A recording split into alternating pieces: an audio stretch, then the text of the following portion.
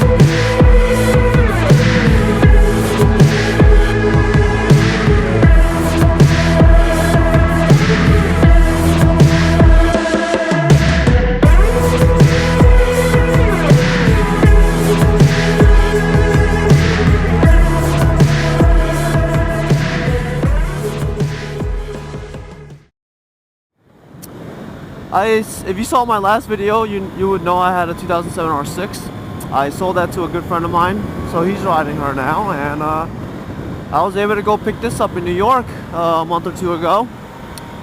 Currently has 500 some odd miles, so break-in is almost done. It's sad, I know. I haven't been able to ride. It's been too busy with racing and tracks. I never really wanted 1,000, to be honest. I'm one of those guys that I always think a 600 is perfect for me. I never need 1,000. Liters are too much for the street. You're never going to be able to use all that power. But I spent the majority of earlier this season just riding my friend's bike. I rode a 2012 R1, a Aprilia YZF-R1 factory, a Panigale 899. I rode those for a little while, and I neglected my R6, and needless to say, I got hooked on the liters. I am a changed person. I really enjoy riding liters now, especially this bike. It was launched back in November, and oh look, cute doggy.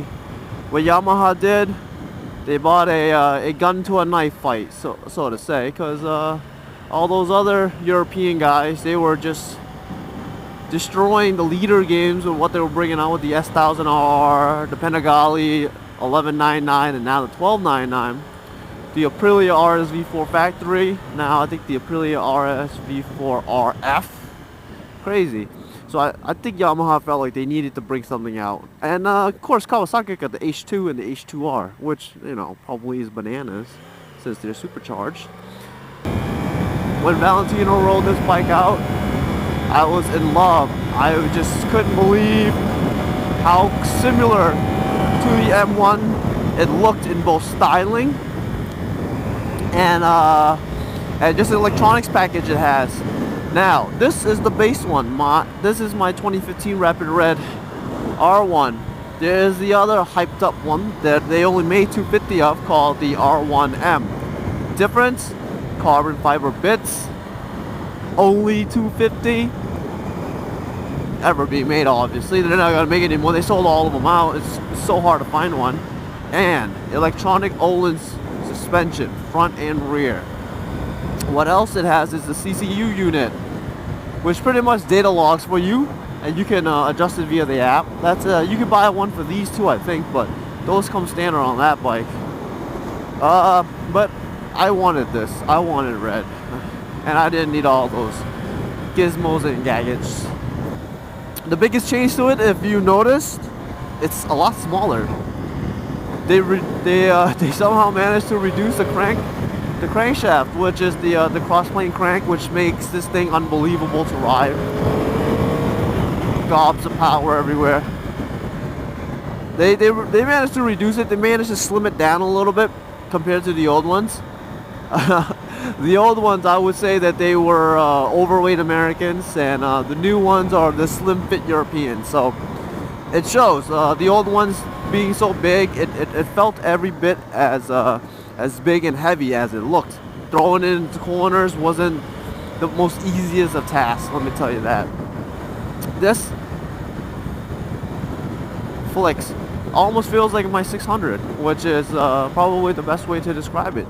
A really hyped up 600. It has a TFT display. They gone away with the old gauge clusters, the sweeping gauges and stuff, because there's a lot more that you need to look at now than the old one. This bike has a quick shifter, lift control, which is anti-wheelie, traction control, slide control, and ABS. It also has a unified braking system, so when you touch the front lever, the rear brakes will be activated too, so you have braking force at the same time. It also has, now it has 4 power modes. Last time it only had, the last gen had A, B, and standard. This one has 1, 2, 3, and 4. 4, you can obviously guess, it's the rain mode. 2 and 3, they're pretty much, I would say that they're good for city riding and spirited back road riding. The power delivery in those things are a lot more smoother. It's not as twitchy. 1 is, I think, full-blown race. That you get all that power, you get all 200 bhp at the crank. But the only problem with 1, or you know, formerly known as A mode, is that it's twitchy as hell. It's twitchy as all hell. I was riding this and I yanked the throttle just a little bit, and the bike just wanted to come up. And you need all those other rider aids, those anti-wheelie and traction control. You need those, because riding a 200 horsepower bike is a lot of work, and those electronics, it helps you ride like your Rossi. And let's be honest, who doesn't want to ride like their Rossi? I want to ride like a Rossi. I want to ride like I feel like I'm Rossi. That's a great feeling to have, no? What else it has is the front brakes are redone. They have 4-piston brakes and stainless steel braided lines instead of the regular lines and the 6 pistons that used to come on the older gens. And those old brakes suck. There are no ways and ifs around it. They suck. Worst brakes I've ever rode with. No feel, whoosh, no braking power. These are an improvement. They're an improvement. They're not superb like the Brembos from the Italian bikes. They're not those, but they're good. Only thing I think you need to change out are the pads, because the pads still feel, they're not as they don't have a lot of feedback and a lot of bite as much as I would like to. With the smaller crankshaft of the engine, they dubbed it the CP4. They also gave it magnesium engine covers. They look okay. I like them because they're magnesium. I don't like them because the whole freaking engine is chrome looking, like white. The bike looks nice, and then you got like this big ass piece of bling right there. It's just an eyesore. They also have magnesium cast wheels, I believe, and they dropped a lot of weight with all these light bit parts that they're using. A lot of weight was shed. Let me pass this guy real quick. So I think about 15 pounds lighter than the old models. It could be more, but it definitely feels every bit as lighter than it was. Shotted with Bristow's RS10 tires. These are, I think, the model below the regular RS10s that you can buy. I know the European ones, I think they're shotted with Pirellis, which is probably a much better tire for this thing. It looks great. It looks fantastic in my eyes. I love the way this thing looks. The front end, the sides, they look like they're missing a few panels, especially if you switch out exhaust. It looks like there's a gaping hole there. That's okay. That's alright. The rear, they went kind of Panigale-esque. They have a giant air duct in the back of it. There's both, and the seat is completely useless. It's so tiny, nobody can sit back there. But it looks good. For the back, it looks amazing. Like, I love the ass of this bike. That's how great I think it looks. They also did away with the twin tail exhaust. Well, the twin exit exhaust on the tail. I never really liked those because they produce so much heat on your ass. It's just uncomfortable to ride. So they mass centralized everything. Now it has a side exit exhaust, which I like the look of it, except for, if you notice, there's a gigantic ass catalytic converter beneath it. Hey, all for EPA, am I right? It also has a MotoGP style triple tree, MotoGP style tank cover. I like those two bits. The accents on them, they look great.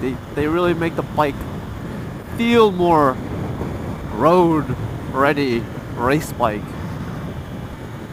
It also has KYB big piston forks, and they anodize the compression and the preload buttons on top to be gold, matches the forks. I really like that. That's a good little thing there. I think it's a 43mm fork with a full 0.1 inch travel.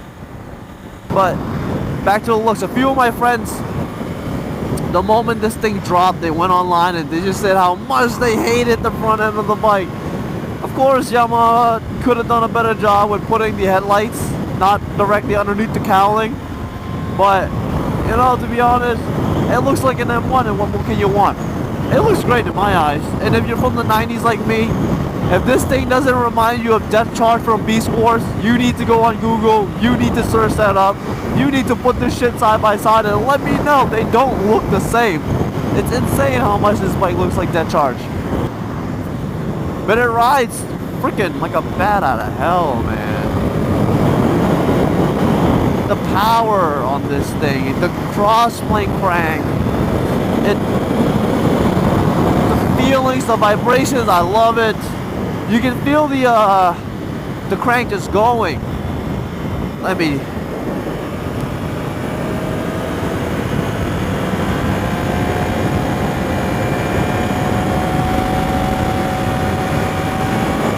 Oh yeah, baby. Oh yeah.